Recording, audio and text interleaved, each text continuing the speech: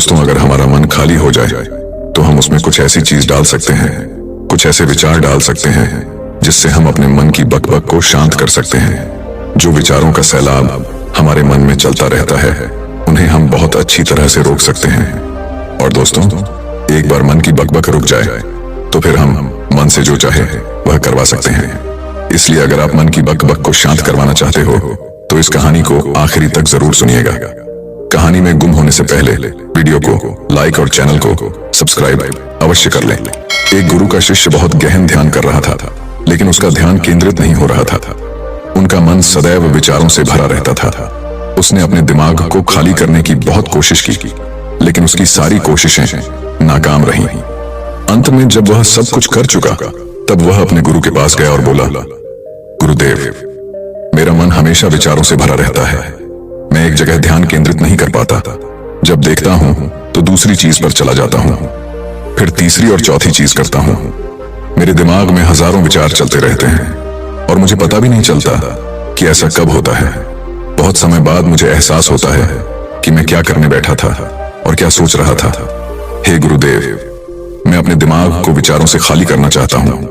मैं चाहता हूं कि मेरे मन में एक भी विचार ना रहे। जब चाहूं तभी विचार उठना चाहिए। गुरु ने कहा कि किसी भी समस्या का समाधान तभी होता है जब हम समस्या की जड़ तक पहुंचते हैं, समस्या को ठीक से समझते हैं और जानते हैं। क्या आपने उस मन को भी जाना है जिसे आप खाली करना चाहते हैं? शिष्य ने कहा, गुरुदेव, मैंने मन को जानने की बहुत कोशिश की है, लेकिन जितना इसके बारे में जानता हूं यह उतना ही रहस्यमय होता जाता है। गुरु ने कहा, जाओ और छोटे छोटे पत्थरों से भरा एक घड़ा ले आओ। तब शिष्य छोटे छोटे पत्थरों से भरा एक घड़ा ले आया और गुरु के पास रख दिया। गुरु ने कहा, इस घड़े को अपना मन समझो और इस घड़े में पत्थर भरे हुए हैं। अब इस घड़े में और पत्थर डालो। शिष्य घड़े में पत्थर डालने लगा। घड़ा पहले से ही भरा हुआ था। 12वां पत्थर रखते ही बाकी सभी पत्थर नीचे गिरने लगे। तब गुरु ने कहा, रुको और ध्यान से देखो। अब घड़े में कोई पत्थर तो नहीं आ रहे हैं, बल्कि वह नीचे गिर रही है, क्योंकि यह भर गया है। इसमें जो भी आ सकता था वह आ गया। अब और पत्थर नहीं आएंगे। यदि आप दूसरा पत्थर लगाना चाहते हैं तो पहले पत्थरों को बाहर निकालना होगा। शिष्य ने तुरंत कहा, गुरुदेव, मैं समझ गया कि आप क्या कहना चाहते हैं, कि हमें अपने दिमाग को विचारों से खाली कर लेना चाहिए। गुरु मुस्कुराए और गुरु ने कहा, पहले पूरी बात समझो और फिर दिमाग को खाली करो। गुरु ने कहा कि हमारा मन इस घड़े के बिल्कुल विपरीत है।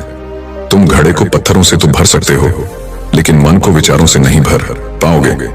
मन हमेशा खाली रहता है। शिष्य ने कहा, गुरुदेव, मुझे कुछ समझ नहीं आ रहा है। अगर दिमाग हमेशा खाली रहता है तो हम उसे खाली करने की कोशिश क्यों करते रहते हैं? इसकी क्या जरूरत है?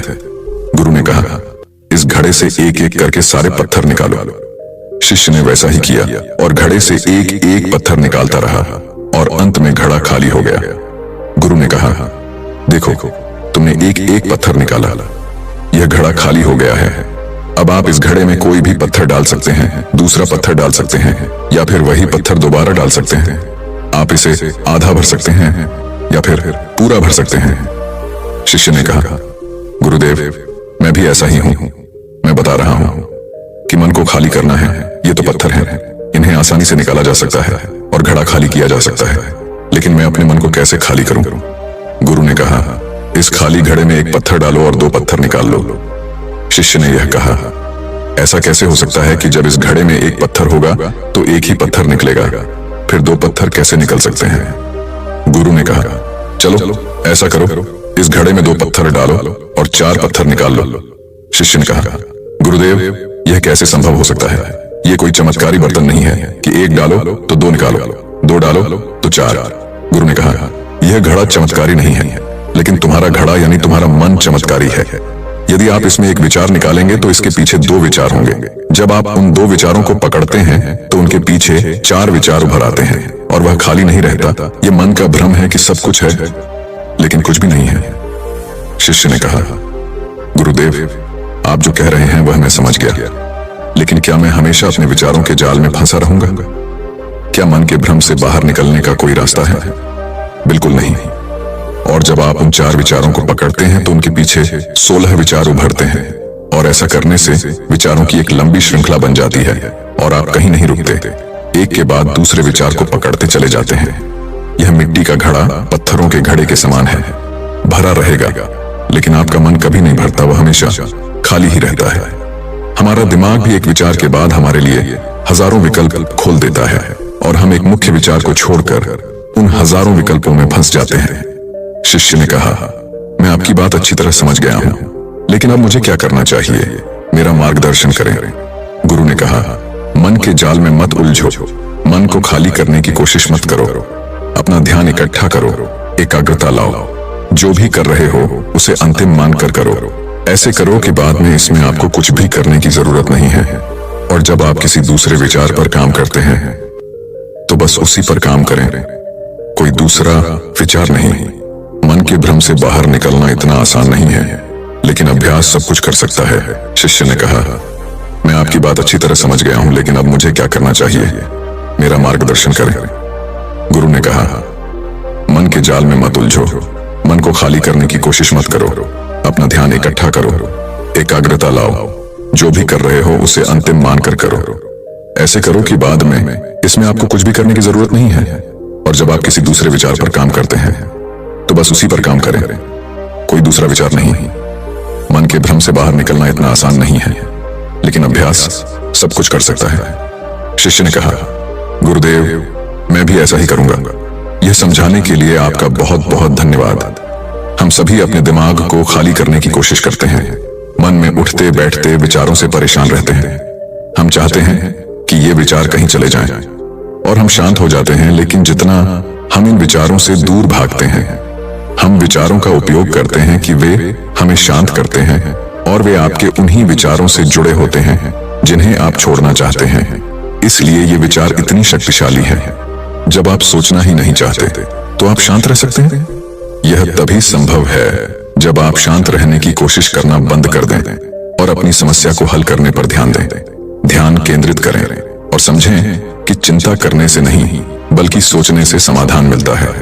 गुरु ने कहा, इस मिट्टी के बर्तन को पत्थरों से आधा भर दो। शिष्य ने वैसा ही किया। फिर गुरु ने कहा, अब इन पत्थरों में से एक पत्थर चुन लो और उस पत्थर की एक छोटी सी मूर्ति बनाकर मुझे दे दो। मैं जानता हूं कि तुम एक अच्छे कलाकार हो। जब शिष्य ने 11वां पत्थर निकाला और उस पत्थर को तराशना शुरू किया तो उसे एहसास हुआ कि यह पत्थर अच्छा नहीं है।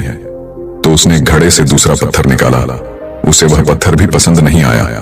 फिर उसने तीसरा पत्थर निकाला, उसका रंग उसे पसंद नहीं आया। फिर उसने चौथा पत्थर निकाला, लेकिन उसे इस पत्थर में एक दोष निकला।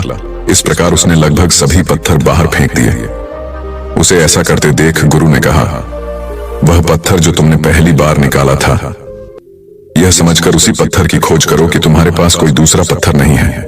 तब शिष्य ने उस पत्थर को ही खोजना शुरू कर दिया और उस पत्थर से उसने अपने गुरु की एक बहुत ही सुंदर मूर्ति बनाई और अपने गुरु को भेंट की और कहा, बहुत सुंदर, इस पत्थर से मूर्ति बनाई जा सकती है।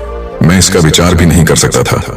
गुरु ने कहा कि जब कोई दूसरा विकल्प नहीं है तो हम अपनी सारी ऊर्जा उसमें लगा देते हैं और उसे सर्वश्रेष्ठ बनाते हैं। जब कोई दूसरा विकल्प है तो हम सिर्फ पत्थर चुनते रहते हैं। मान लीजिए कि मूर्ति नहीं बनाई गई है। दोस्तों, आज की यह कहानी आपको कैसी लगी और इस कहानी से आपको और क्या सीखने को मिला? कृपया यह भी हमें कमेंट करके बताएं। साथ ही अगर आपको ये कहानी पसंद आई और ये आपके लिए उपयोगी लगी तो इसे अपने दोस्तों के साथ जरूर शेयर करें।